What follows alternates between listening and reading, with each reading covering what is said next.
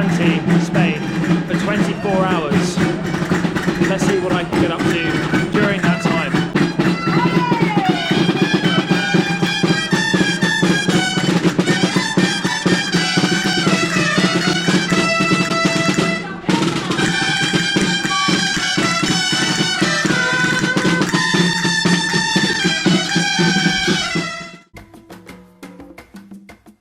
I'm in one of Spain's most historic cities, just 2 hours south of Valencia, Alicante.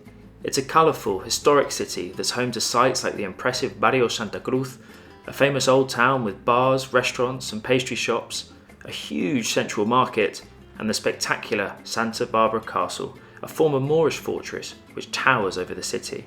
I've come here to see just how much ground I can cover in one full day, without feeling rushed.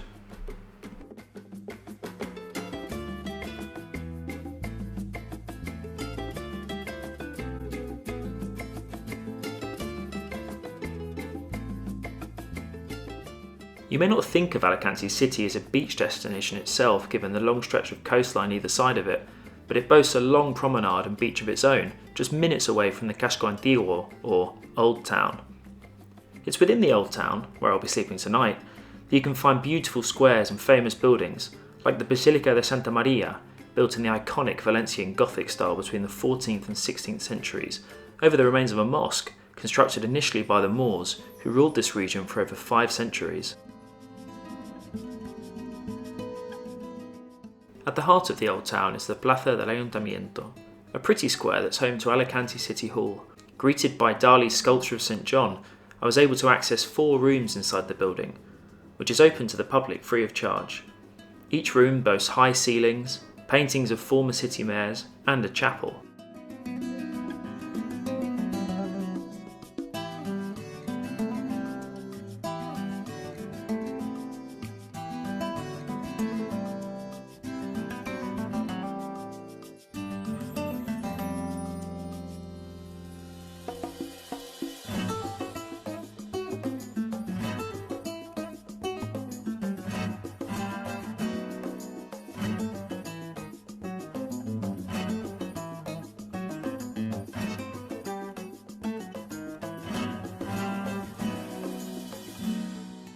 After witnessing the castle at dusk, we headed out to see Alicante's famous lights and nativity scene with its record-breaking 18-metre high wise men.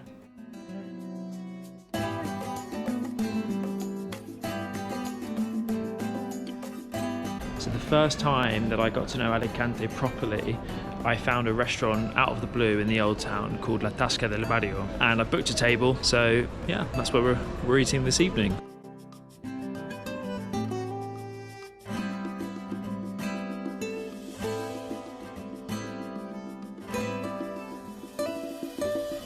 Woken up this morning to this incredible view. Today we're going to be climbing up here right to the top of Castillo Santa Bárbara, the Santa Barbara Castle.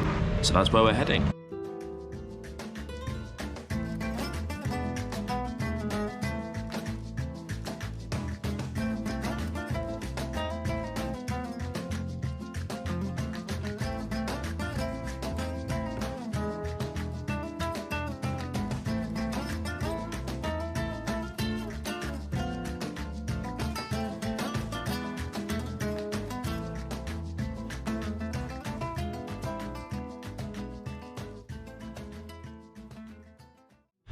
So we're through the first set of castle doors, and this is the view from the other side.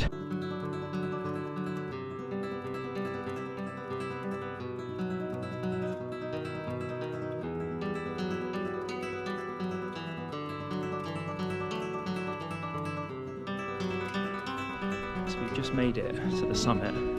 I'll be honest, that was a lot easier than I expected. Wasn't too bad. 40 minutes.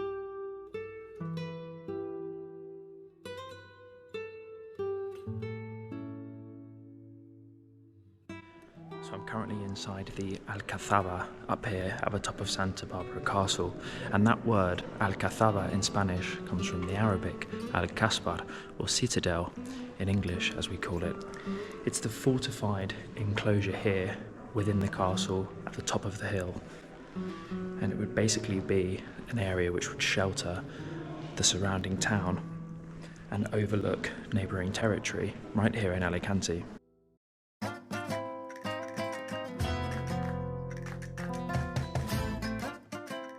Built initially by the Moors, the castle has changed hands between the Arabs, the Aragonese, and even the British. But from the 18th century, the military role of the castle has declined, and during the Spanish Civil War, it was even used as a Francoist concentration camp for Republican prisoners. Needless to say, it has a dark and violent history. The views from the top are pretty spectacular.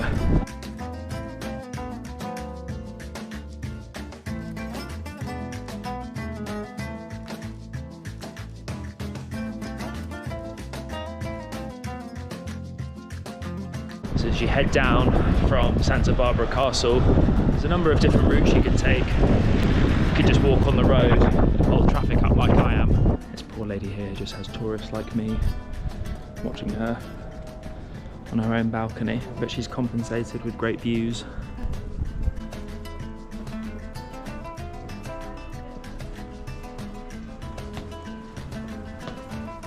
Well, I have been to Alicante several times. It's my first time seeing this particular part, and it's just stunning. I think we're in December, it's 22 degrees, and you've got scenes like this.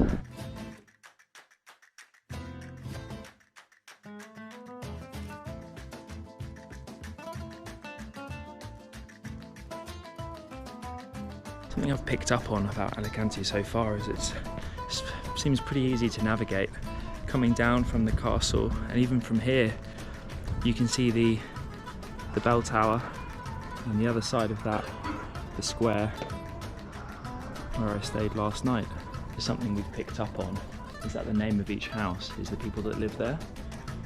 So here we have Lucia and Julia y la casita de Valeria, Valerie's little house. We've also passed one recently called Susan.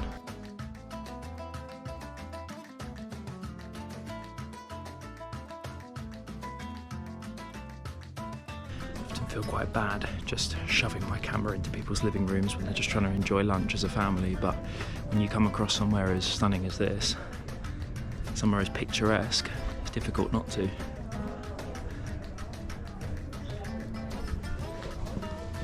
What a beautiful neighbourhood.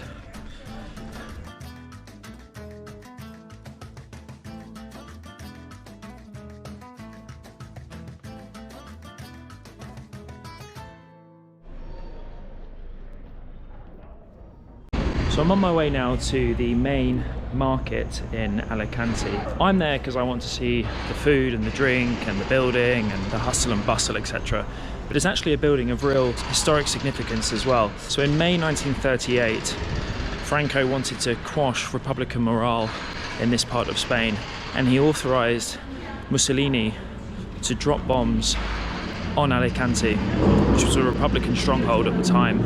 Now most of these bombs landed on the main market in Alicante, and more than 350 people were killed. Many of us think of Guernica, Picasso's famous work, when we think of atrocities committed by dictators and the Spanish Civil War, but few really think about this particular bombing.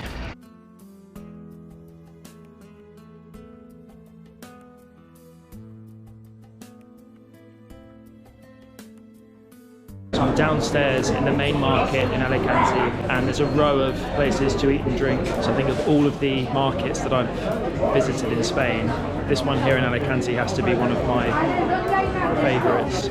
It's the first one I visited for a start that's multi-storey. So right now I'm underground. You can literally get anything here.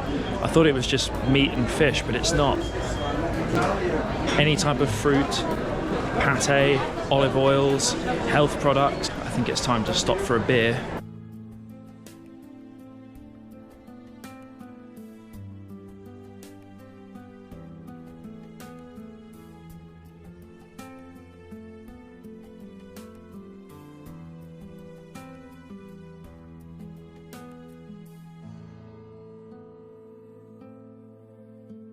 So there we have it, 24 hours in Alicante.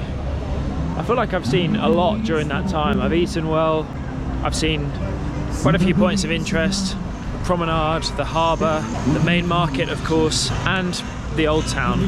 I think what I like most is the fact that it's very easy to navigate.